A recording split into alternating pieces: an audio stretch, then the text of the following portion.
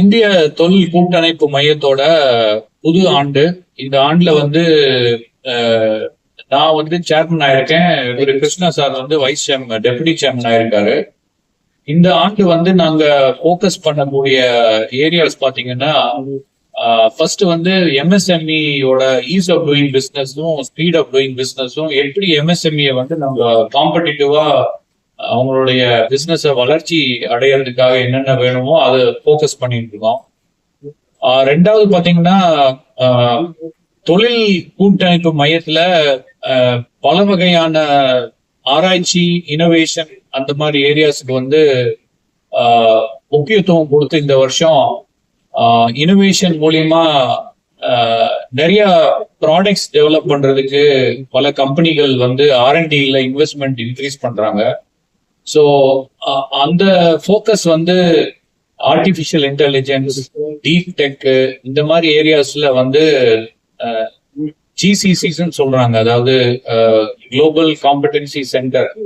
இப்ப கோவிடுக்கு அப்புறம் பாத்தீங்கன்னா, கோவிட் டைம்ல எல்லாரும் அமெரிக்காலயே வந்து வீட்டுல இருந்து எல்லா வேலையும் செஞ்சு ப்ரொடக்ஷனே குறையாம அந்த ஒரு எக்ஸ்பீரியன்ஸ்னால இப்ப அமெரிக்கன் கம்பெனிஸும் யூரோப்பியன் கம்பெனிஸ் எல்லாம் என்ன பண்றாங்கன்னா, நம்ம மக்கள் இங்க இருந்து அங்க போய் இருந்து வேலை பண்றதுக்கு பதிலாக அங்க இருக்க வேலையை டிஜிட்டலா இங்க கொடுக்குறாங்க. இங்க இருந்து நம்ம பண்ணி அதை வந்து அங்க அனுப்புறோம்.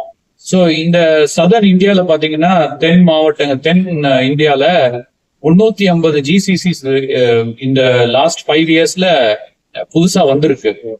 அண்ட் இந்த ஒரு ஜிசிசிலையும் நிறைய டீப் டெக், இனோவேஷன் இந்த மாதிரி நிறைய வேலை நடந்துட்டு இருக்கு.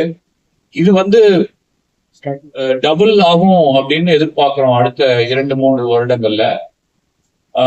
மூணாவது பாத்தீங்கன்னா, சதர்ன் அதாவது தென் இந்தியால மொத்தமா நம்ம வந்து இந்தியால 20% தான் பாப்புலேஷன். ஆனா நம்ம வந்து 33% ஆஃப் த ஜிடிபி. ஸோ வந்து சவுத் வந்து ரொம்ப இம்பார்ட்டன்ட் இந்தியாவுக்கு. சவுத் இந்தியா வளர்ந்தாதான் இந்தியா வளர முடியும்ன்ற ஒரு ஒரு ஒரு இம்பார்ட்டன்ட் பாயிண்ட் உங்களுக்கு நான் சொல்றேன்.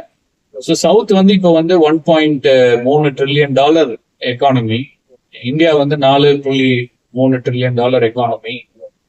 இந்த அடுத்த 5 ஆண்டுகள்ல சவுத்துக்கு வந்து $5 trillion எக்கானமியாக உருவாக்குறதுக்கான முயற்சிகளை சிஐஐ எடுத்துக்கொண்டு இருக்குது. இதுக்கு வந்து பல வகையான புது இண்டஸ்ட்ரீஸ், இருக்கிற இண்டஸ்ட்ரி எப்படி அதை மேம்படுத்தி டெக்னாலஜி யூஸ் பண்ணி பெருசா ஆக்குறதுன்றத மெயின் ஃபோக்கஸா வச்சிருக்கோம்.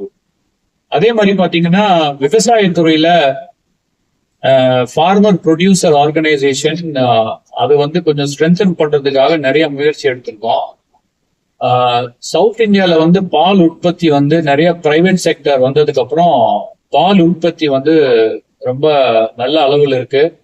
ஆனா அந்த இண்டஸ்ட்ரி இன்னும் வளர்ச்சி அடைகிறதுக்கான இம்பார்ட்டன்ட் ஆக்ஷன் வந்து cold chain, cost of energy, இதெல்லாமே வந்து இன்னும் நம்ம ஃபோக்கஸ் பண்ணோம்னா இன்னும் நல்லா பண்ண முடியும்.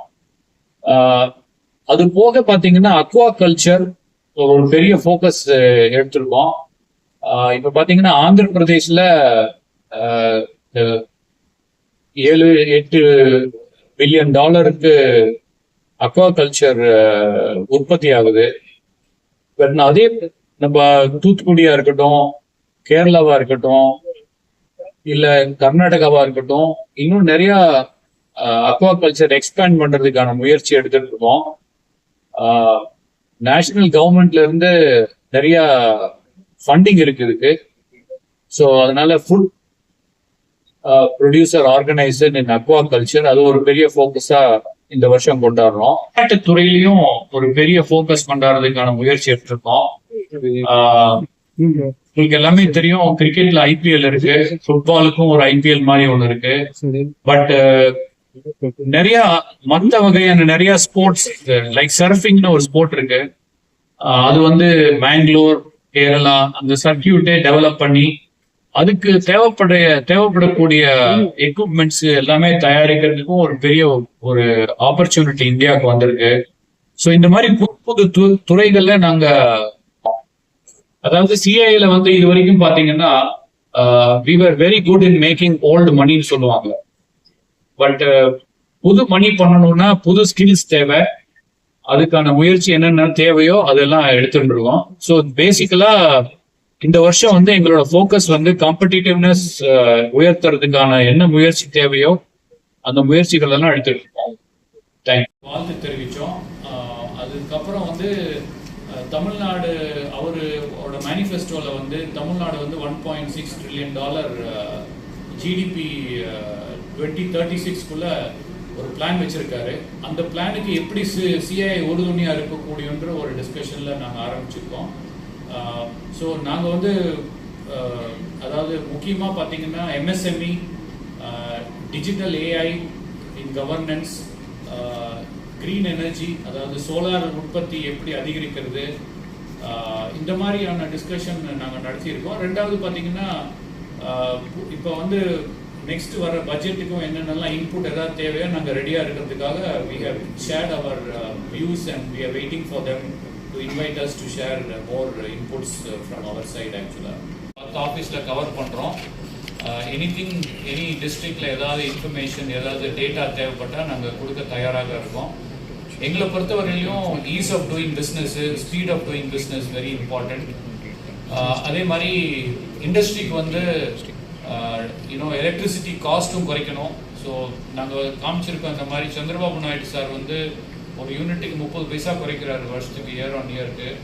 So we have also share the information to him that நம்மளும் வந்து காம்படிட்டிவ் ஆகணும்னா இண்டஸ்ட்ரிக்கு எலக்ட்ரிசிட்டி காஸ்ட் ரொம்ப முக்கியம், அதை குறைச்சே ஆகணும் அதுன்ற ஒரு இன்புட்டும் கொடுத்துருக்கோம். But it's early days for them. We should give them some time to work on it and come back on these topics. Thank you, sir.